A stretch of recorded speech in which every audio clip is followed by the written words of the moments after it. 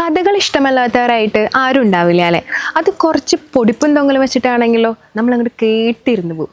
കൊടകരയിലെ നമ്മുടെ സ്വന്തം ജനപ്രിയനായ സോമേട്ടൻ്റെ കഥകളിലേക്ക്. അയാളുടെ കയ്യിൽ കയറി പിടിക്കുകയാണ്. നോക്കരുത്, നേരെ നടക്കൂ, ഇറങ്ങുക എന്ന് പറഞ്ഞു. അപ്പോൾ ഞാൻ കൊടകരണി അവൻ്റെ പണി തീർത്താനെ, കത്താൻ്റെ പണി ഞാൻ തീർത്താനെ. സ്വർഗം അല്ലെങ്കിൽ നരകം നമ്മളോ നിങ്ങളോ ആരും കണ്ടിട്ടുണ്ടാവില്ല, പക്ഷെ സോമേട്ടൻ കണ്ടിട്ടുണ്ട്. ഈ കഥ ഒന്ന് കേട്ടു നോക്കി. ഞാൻ ഈ നാടകം സിനിമ പ്രവർത്തനമൊക്കെ ആയിട്ട് നടന്ന ഒരാളാണ്. ഒരു 10 വിദ്യാലയം നമ്മുടെ പഠനം മുതൽ നാടകവും, പഠനം കഴിഞ്ഞപ്പോൾ സിനിമ, എങ്ങനെ സിനിമ ഉണ്ടാക്കാം, സിനിമ ചർച്ചകളൊക്കെ ആയിട്ട് നടന്നിട്ടുള്ള ഒരാൾ. സിനിമ ചെയ്തിട്ടുണ്ട്, എൻ്റെ സിനിമയാണ്. പഴയ ഡയറക്ടറായിട്ടുള്ള അമ്പിളി ചെയ്ത കുരുതിപ്പൂക്കളുടെ സ്ക്രിപ്റ്റ് റൈറ്ററാണ് ഞാൻ. ഞാനിപ്പോൾ ചെയ്യുന്നൊരു പ്രവർത്തനം വെച്ചിട്ടുണ്ടെങ്കിൽ കൊടകര ഗാന്ധിനഗറിൽ പഴങ്ങളുടെ കച്ചവടവും ജ്യൂസ് ശീതളപാനീയങ്ങളുടെ കച്ചവടമൊക്കെ ആയിട്ട് നടക്കുന്ന ഒരാളാണ്. അപ്പോൾ ഞാൻ പറഞ്ഞു വരുന്നൊരു സംഭവം എന്താണെന്ന് വെച്ചിട്ടുണ്ടെങ്കിൽ, 2 വർഷം മുമ്പ് എനിക്ക് പെട്ടെന്ന് ഇവിടെ ഭയങ്കര ഹാർട്ടിൻ്റെ ഇവിടെ ഭയങ്കര പെയിനൊക്കെ വന്ന് ഞാൻ അങ്ങനെ വയ്യാണ്ടായി. നമ്മളെ ഈ സംസാരിക്കുന്നതൊക്കെ ഇങ്ങനെ വഴുതി പോയി തുടങ്ങി. എനിക്ക് മാത്രമേ അറിയുള്ളൂ ഞാൻ എന്താണ് സംസാരിക്കുന്നത്. കേൾവിക്കാരന് അതിനൊരു കൃത്യത ഇല്ലാത്തൊരവസ്ഥ. അങ്ങനെ വന്നപ്പോഴത്തേക്ക് എന്നെ കൊടകരയിലൊരു സ്വകാര്യ ആശുപത്രിയിൽ കൊണ്ടുപോയി. അവിടെ ചെന്നു. അവിടെ നിന്ന് എന്നെ തൃശ്ശൂർ ഉള്ളൊരു സ്വകാര്യ ആശുപത്രിയിൽ കൊണ്ടു ചെന്നപ്പോഴത്തേക്കും നമ്മുടെ രവീന്ദ്രമാഷ് അടക്കം, നമ്മുടെ വിദ്യാഭ്യാസ മന്ത്രിയായിരുന്ന രവീന്ദ്രമാഷ്, കൊടകര ഗ്രാമപഞ്ചായത്ത് പ്രസിഡൻ്റായിരുന്ന പ്രസാദൊക്കെ അടക്കം ആ ഹോസ്പിറ്റലുമായിട്ട് ബന്ധപ്പെടുകയും അവിടെ ചെന്ന് പെട്ടെന്ന് ECGയും സംഭവങ്ങളൊക്കെ എടുത്തു വയ്ക്കി കഴിഞ്ഞപ്പോൾ 7 ആൻജിയോഗ്രാം ചെയ്തപ്പോൾ 7 ബ്ലോക്ക് ആണ് എനിക്കുള്ളത്. ഉടനടി ഭയങ്കര സീരിയസ് ആണ് ഇദ്ദേഹം കൊണ്ട് തന്നെ ICUയിൽ കയറ്റി ഇട്ടു. അപ്പോൾ ഞാൻ പിന്നെ ICUയിലാണ്. എനിക്ക് പുറം ലോകമായിട്ട് യാതൊരു ബന്ധമില്ല. ഒരു 2-3 ദിവസം കഴിഞ്ഞപ്പോഴത്തേക്ക് എന്തോ പുറത്തുള്ളവരും നമ്മുടെ കുറേ സുഹൃത്തുക്കളൊക്കെ ചേർന്നിട്ട് തന്നെ മറ്റൊരു ഹോസ്പിറ്റലിലേക്ക് കൊണ്ടുപോകാനുള്ള തീരുമാനമായി. അങ്ങനെ തന്നെ ഈ തൃശ്ശൂരിൽ നിന്ന് ഇങ്ങനെ ആ ഹോസ്പിറ്റലിൽ നിന്ന് മാറ്റുമ്പോൾ അവർ പറഞ്ഞു, ഇദ്ദേഹത്തിന് മാറ്റാൻ പറ്റില്ല, ഇദ്ദേഹത്തിന് മാറ്റണമെങ്കിൽ അതുപോലത്തെ ഒരു ആംബുലൻസ് വേണം, ജർക്കിങ്ങില്ലാത്തൊരു ആംബുലൻസ് വേണം, ഡോക്ടർ സേവനം വേണം, വഴിമധ്യേ എന്ത് സംഭവിക്കാൻ പ്രശ്നമാണ്, അതുകൊണ്ട് പറ്റില്ല എന്ന് പറഞ്ഞപ്പോഴത്തേക്കും നമ്മുടെ കുറേ സുഹൃത്തുക്കൾക്കൊക്കെ ധൈര്യം കൊണ്ട് എന്നെ ഒരു ആംബുലൻസിൽ കയറ്റി എന്നെ ആംബുലൻസിൽ ഇങ്ങനെ കിടത്തി കഴിഞ്ഞ് ഞാനിങ്ങനെ, അപ്പോൾ എൻ്റെ വൈഫായിട്ടുള്ള ഇപ്പോൾ കൊടകര ഗ്രാമപഞ്ചായത്ത് പ്രസിഡൻ്റാണ് എൻ്റെ ഭാര്യ, അമ്പിളി എന്നാണ് പേര്.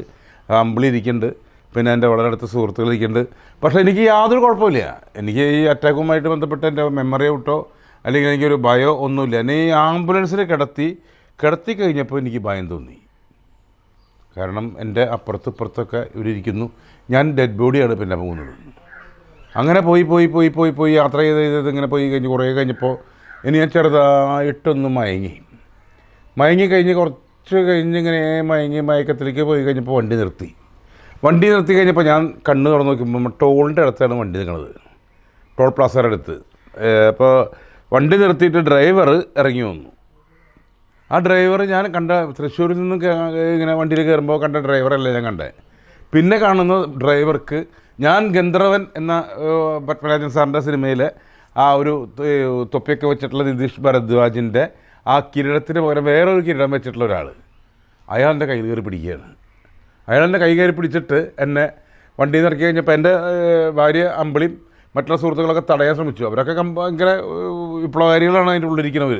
തടയാൻ ശ്രമിച്ചു കഴിഞ്ഞപ്പോൾ ആ ശ്രമമൊന്നും എല്ലാം പരാജയപ്പെട്ട് ഇയാൾ എന്നെ വണ്ടിയിൽ നിന്ന് അങ്ങോട്ട് വലിച്ച് ഇറക്കി ഇയാൾ എന്നെ ഇങ്ങനെ കൊണ്ടുപോവാണ്. ഒരു വഴിക്കൂടെ ഇങ്ങനെ കൊണ്ടുപോയി ഞാൻ നോക്കുമ്പോൾ ആ വഴിയിൽ കുറേ കഴിഞ്ഞപ്പോൾ നമ്മുടെ ഈ ടോൾ പ്ലാസയും കാര്യങ്ങളൊക്കെ പോയി വേറൊരു ലോകമായി.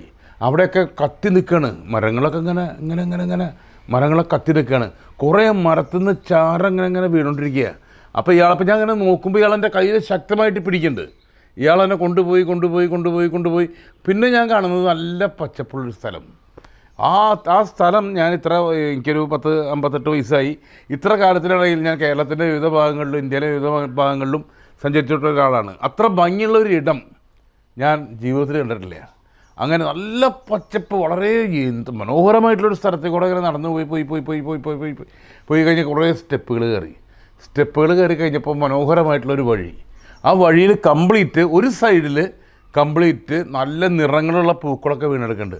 ഒരു സൈഡിൽ ചാരവും തീ പിടിക്കുന്നു, ഒരു സൈഡിൽ ഇങ്ങനെ തീ പിടിക്കുന്നുണ്ട്. അങ്ങനെ നടന്ന് പോകുമ്പോൾ അവിടുത്തെ കണിക്കൊന്ന ഞാൻ നോക്കിയപ്പോൾ കണിക്കൊന്ന പോലുള്ള കുറേ മരങ്ങൾ നിൽക്കുന്നുണ്ട്. അവിടുത്തെ കണിക്കൊന്നയ്ക്ക് മഞ്ഞ നിറമല്ല, ഞാൻ കണ്ട കണിക്കൊന്ന മഞ്ഞ നിറമാണ്. അവിടുത്തെ കണിക്കൊന്നയ്ക്ക് കണ്ടത് വയലറ്റ് നിറത്തിലുള്ള കണിക്കൊന്നകൾ ഇങ്ങനെ പൂത്ത് കണിക്കൊന്ന കാട് ഇങ്ങനെ നിൽക്കുന്നിടത്താണ്. അവിടെ നിന്ന് ഞാനൊന്ന് പതുക്കെ ഒന്ന് തിരിഞ്ഞ് നോക്കിയപ്പോൾ ആൾ പറഞ്ഞു, നോക്കരുത്, നേരെ നടക്കൂ. എന്നെ കൊണ്ടുപോകുന്ന ആൾ, നോക്കരുത്, നേരെ നടക്കാൻ പറഞ്ഞു. അങ്ങനെ ഞാൻ നടന്ന് പോകുമ്പോൾ നമ്മളെ ഒരു ഊഞ്ഞാലിരുന്നിട്ട് നമ്മുടെ ഈ ഭരതഗോപി പഴയ നമ്മുടെ മനസ്സിലുള്ള സിനിമയാണല്ലോ. അപ്പോൾ ഞാൻ നോക്കുമ്പോൾ ഭരതഗോപി ഒരു സ്ഥലത്തിരിക്കുന്നുണ്ട്. പ്രേമനസീർ കോളേജിൽ പോവുക ഇപ്പോഴും, അവിടെ പുസ്തകമൊക്കെ പിടിച്ചിട്ട് ആൾ കോളേജിലേക്ക് പോകാനുള്ള തയ്യാറെടുപ്പിൽ ആൾ വെച്ചാൽ ഈ പഴയ ആ സംഭവം തന്നെ ആ ഡ്രസ്സൊക്കെ എൻ്റെ മനസ്സിലുള്ളതാണല്ലോ. അങ്ങനെ അതിരിക്കുന്നു. അങ്ങനെ ഞാൻ നടന്നു പോകുമ്പോൾ എന്നെ ഒരു വിളിയാണ്, ഡാ സോമ, ഡാ നീ ഇവിടെ എത്തിയ? നോക്കുമ്പോൾ പഴയ കൊടകര ഗ്രാമപഞ്ചായത്തിലെ മുൻ പഞ്ചായത്ത് മെമ്പറായിട്ടുള്ള പാപ്പച്ചൻ വിളിക്കുന്നു. മാണിപ്പാപ്പനെ കൊണ്ട് നിന്നിട്ടേ പാൻപരാഗിന്ന് മാണിപ്പാപ്പന് പാൻപരാഗിന് ഒരു ദിവസം ഉണ്ടായി. ഞാൻ നമ്മുടെ മെമ്മറിയിലുള്ളതാണ്. ആൾ പാൻപരാഗ് ഇടുന്നു. ഞാൻ നടക്കുന്നു. വീണ്ടും നടന്ന് പോകുമ്പോൾ നമ്മുടെ ജയൻ, നമ്മളൊക്കെ കുട്ടിക്കാലത്ത് ഞെട്ടിച്ചിട്ടുള്ള പ്രശസ്തനായിട്ടുള്ള ആ കലാകാരനായിട്ടുള്ള ജയൻ ഇതിങ്ങനെ ഇറക്കെ പിടിച്ചിട്ട് സൈഡിലേക്ക് ഇങ്ങനെ നിൽക്കുന്നുണ്ട്. അവളൊന്നും പറയണില്ല. അങ്ങനെ അപ്പോൾ അയാൾ എന്നെ വലിച്ച് കുറച്ച് കഴിയുമ്പോൾ അയാൾ കരയുണ്ട്. ഡാ സോമാടാ, നോക്കടാ, വന്നിട്ടുള്ള പ്രശ്നടാ. ആൾ തീയിൽ ഇങ്ങനെ കത്തിക്കൊണ്ടിരിക്കുക. ഞാൻ നോക്കി കഴിഞ്ഞപ്പോൾ കൊടകരയിൽ കാശിന് പലിശ കൊടുക്കുന്ന ഒരാളാണ്. കണ്ടമാനം കാശ് പലിശ കൊടുത്ത ഒരാളാണ് അവിടെ കിടന്ന് നെല്ലുവിളിക്കുന്നത്.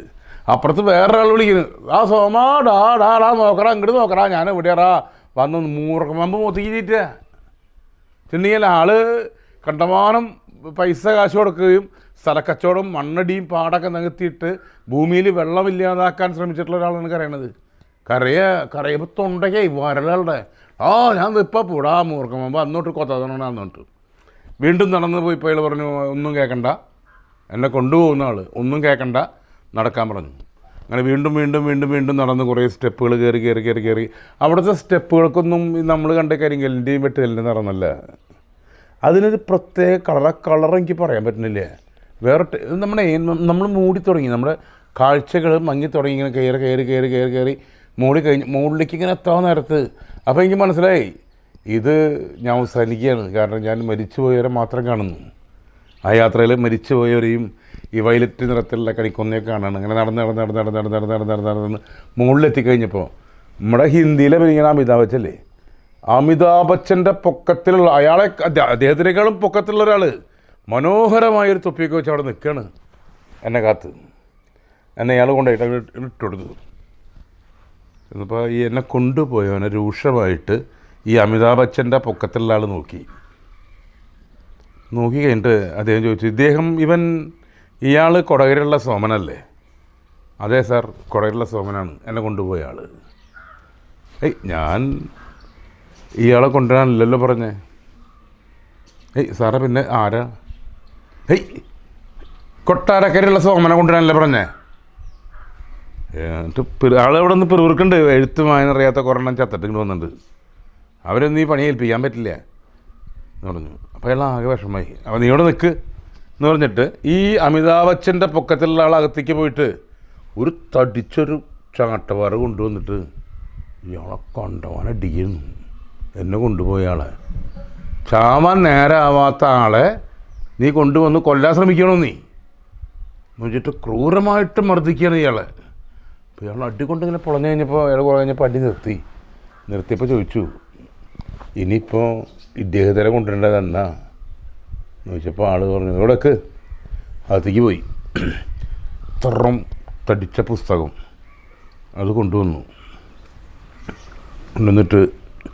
എന്നോട് ഇങ്ങോട്ട് നോക്കരുത് എന്ന് പറഞ്ഞു എന്നോട്. അങ്ങനെ ഇയാൾ ഈ പുസ്തകങ്ങൾ ഇങ്ങനെ മറച്ചു നോക്കുമ്പോൾ എനിക്ക് ഭയങ്കര വിഷമമായി. കാരണം നമ്മളൊക്കെ അറിയുന്ന ആൾക്കാർ വെളുത്തെടുത്ത പൊട്ടനായർ ഗാന്ധിനഗർ കൊടകര. അപ്പോൾ അതൊക്കെ നോക്കണ്ട ഈ സ്ഥലത്തിലേക്ക്. അത് കണ്ട കൊല്ലും കഞ്ചനി. നമ്മൾ മരിക്കാൻ പോയിട്ട് മരണം നമ്മുടെ മിസ്സിങ് ആയിട്ടുള്ള സംഭവമാണ്. അങ്ങനെ വെളുത്തെടുത്ത പൊട്ടനായർ നമ്മുടെ അപ്പോൾ ടൈൽസുള്ള പരമേശ്വരേട്ടൻ, ആലപ്പുഴയുള്ള ഹരിപ്പാടുള്ള പരമേശ്വരേട്ടനൊക്കെ എഴുതി വെച്ച് ഈ പേജുകൾ മറിക്കുമ്പോൾ കാണുന്നു പ്രേമനസീറിനെ കണ്ടു. കാരണം അവർ അവരുടെ പേരൊക്കെ വലുതാക്കി എഴുതിയിട്ടാ. പ്രേം നസീർ കലാകാരൻ, അല്ലാണ്ട് സിനിമ നടന്നല്ല എഴുതിക്കുന്നത്. അതുപോലെ കുറേ ആൾ, ജോൺ അബ്രഹാം, നമ്മുടെ മനസ്സിലുള്ള എനിക്ക് ഭയങ്കരമായിട്ട് ആരാധിക്കുന്ന ഒരാളുണ്ട് ജോൺ അബ്രഹാം.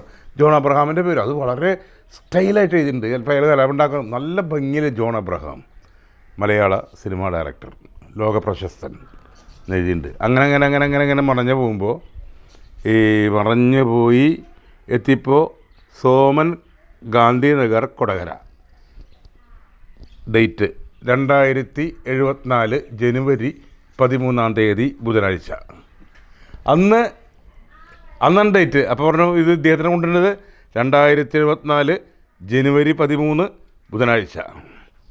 സാറേ മറക്കില്ലേ സാറേ എന്ന് പറഞ്ഞു. പുസ്തകം മടക്കി വെച്ച് അദ്ദേഹം അകത്തേക്ക് കയറിപ്പോയി. അകത്തേക്ക് കയറി കഴിഞ്ഞപ്പോൾ ഇദ്ദേഹം പറഞ്ഞു എന്നാൽ പോവാ ഇറങ്ങുക എന്ന് പറഞ്ഞു. അപ്പോൾ ഞാൻ കൊടകരണി അവൻ്റെ പണി തീർത്താനെ, കർത്താവിൻ്റെ പണി ഞാൻ തീർത്താനെ. അങ്ങനെ ഞാൻ പതുക്കെ ഇങ്ങനെ ഇറങ്ങി വരുമ്പോൾ അപ്പോൾ ഈ 2074 ജനുവരി 13 ബുധനാഴ്ച അന്ന് ഞാൻ നടത്തുന്ന, ഞാൻ മുമ്പ് പറഞ്ഞല്ലോ ഞാൻ അവിടെ ഒരു ജ്യൂസും സർവത്തും ഫ്രൂട്ട്സൊക്കെ കൊണ്ട് കടയുണ്ടെന്ന്. അപ്പോൾ അന്ന് ആ കട മുടക്കായിരിക്കും. ഇപ്പോൾ തന്നെ ഞാൻ അറിയിക്കുകയാണ്, കട മുടക്കായിരിക്കും. 2024 ജനുവരി 13 ബുധനാഴ്ച കട മുടക്കമായിരിക്കും. അങ്ങനെ അതെല്ലാം കഴിഞ്ഞ് എന്നെ ഇവിടെ കൊണ്ടാക്കിയപ്പോൾ ഞാൻ അയാളോട് ചോദിച്ചു, എന്നെ കൊണ്ടാക്കുന്ന സമയത്ത് ചോദിച്ചു, നിങ്ങളിങ്ങനെ ഈ പേരുകളൊക്കെ തെറ്റി ചോദിച്ച കുറേ മരിക്കാത്ത ആൾക്കാരെ കൊല്ലില്ല നിങ്ങൾ. ആദ്യം നിങ്ങൾ ഒരു പണി, അക്ഷരം പഠിക്കുക. കൊടകര ഏതാ, കോണത്തുകുന്ന് ഏതാ, ഈ കോവള ഏതാ എന്നല്ലൊക്കെ പഠിക്കുക. അല്ലെങ്കിൽ എല്ലാം പഠിക്കണം, അല്ലെങ്കിൽ ചാവാത്തവനെ നിങ്ങൾ കൊല്ലും. അങ്ങനെ കുറേ ആളുകളൊക്കെ മരിച്ചു വന്നിട്ടുണ്ടാവും ഇവിടെ. അക്ഷരം അറിയാത്തതിൻ്റെ ഭാഗമായിട്ട് നിരവധി പേര് ഇവിടെ, ഇയാൾക്കറിയില്ല കൊണ്ടുപോകണവന്, അങ്ങനെ നിരവധി പേര് മരിച്ചിട്ടുണ്ടാവും. അത് കഴിഞ്ഞ് എന്നെ വീട്ടിൽ കൊണ്ടാക്കി, വീട്ടിലേക്ക് എന്നെ ഗാന്ധികൾ കൊണ്ട് വിട്ടു. അയാൾക്ക് ഞാനായിട്ട് ചെറിയൊരു തർക്കങ്ങളൊക്കെ ഉണ്ടായി. കാരണം അത് ഈ മരിക്കാത്ത ആളെ മരിപ്പിക്കുന്ന ഒരാളാണല്ലോ. അങ്ങനെ ഞാൻ കടയിൽ നിന്നു. അങ്ങനെ പോയി 2 മാസം കഴിഞ്ഞ് ഞാൻ ഈ നമ്മുടെ ഫ്രൂട്ട്സ് കടയിൽ ഒരു പേപ്പർ എടുത്തിട്ട് ഇങ്ങനെ ഫ്രൂട്ട്സ് മുന്തിരി പൊതിയാൻ നോക്കുമ്പോൾ അതിലെഴുതിക്കാണ് കൊട്ടാരക്കാര സോമൻ അന്തരിച്ചു. ഡേറ്റ് നോക്കിയപ്പോൾ കറക്റ്റ് അന്നേ ഹോസ്പിറ്റലിൽ കൊണ്ടുപോയില്ലേ, അതേ ഡേറ്റ്. ഇതുപോലുള്ള കൂടുതൽ വീഡിയോകൾക്ക് അമൃതം മീഡിയ കാണുക, സബ്സ്ക്രൈബ് ചെയ്യുക.